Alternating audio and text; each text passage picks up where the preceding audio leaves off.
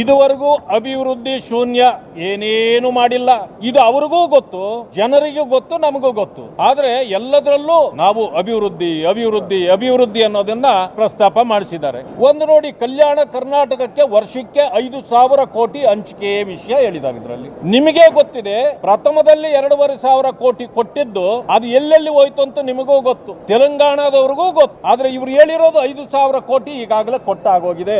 ಐತಿಹಾಸಿಕವಾದ ಸಚಿವ ಸಂಪುಟ ಸಭೆಯನ್ನ ಗುಲ್ಬರ್ಗಾದಲ್ಲಿ ಮಾಡಿದ್ವಿ ಅಂತ, ಇದೊಂದು ಐತಿಹಾಸಿಕ. ಅವರಿಗೆ ಅಲ್ಲಿ 11,770 ಕೋಟಿ ರೂಗಳ ಹೆಚ್ಚಿನ ಮೊತ್ತದ ಯೋಜನೆ ಕಾಮಗಾರಿಗಳಿಗೆ ಅನುಮೋದನೆ ನೀಡಿತ್ತು ಅಷ್ಟೇ. ಆದ್ರೆ ಅನುಮೋದನೆ ಏನಾಯ್ತು? 1 ರೂಪಾಯಿ ಕೂಡ ಬಿಡುಗಡೆ ಮಾಡಲಿಲ್ಲ. ಯಾಕೆಂದ್ರೆ ಇವರ ಖಜಾನೆ ಖಾಲಿ ಇದೆ. ಒಂದು ರೀತಿಯ ಪಾಪರ್ ಚೀಟಿ ಎತ್ಕೊಂಡಿರ್ತಕ್ಕಂಥ ಈ ಸರ್ಕಾರ ಕೇವಲ ಸುಳ್ಳುಗಳನ್ನ ಪಟ್ಟಿ ಮಾಡಿ ಗೌರವಾನ್ವಿತ ರಾಜ್ಯಪಾಲರ ಕಡೆಯಿಂದ ಹೇಳಿಸಿದ್ದಾರೆ. ಸುಳ್ಳುಗಳನ್ನ ಹೇಳಿ 5 ವರ್ಷ 5 ಗ್ಯಾರಂಟಿಯಲ್ಲೇ ಈ ಸರ್ಕಾರ ನಡೆಸಬೇಕು ಅನ್ನೋದು ಇವರ ಉದ್ದೇಶ ಇದೆ. ಆ ಕಾರಣದಿಂದ ಈ ಸುಳ್ಳುಗಳನ್ನು ನಾವು ಒಪ್ಪೋದಿಲ್ಲ. ಜನರಿಗೆ ಆಗಿರ್ತಕ್ಕಂಥ ತೊಂದರೆಗಳ ಪರವಾಗಿ, ಅವರಿಗೆ ಆಗಿರ್ತಕ್ಕಂಥ ಅನ್ಯಾಯ ಅದೆಲ್ಲವನ್ನು ವಿರೋಧಿಸಿ ವಿರೋಧ ಪಕ್ಷದ ಎಲ್ಲ ನಮ್ಮ ನಾಯಕರು ಸೇರಿ ಒಳಗೂ ಹೊರಗೂ ನಮ್ಮ ಹೋರಾಟವನ್ನ ಹೀಗೆ ಮುಂದುವರಿಸ್ತೇವೆ.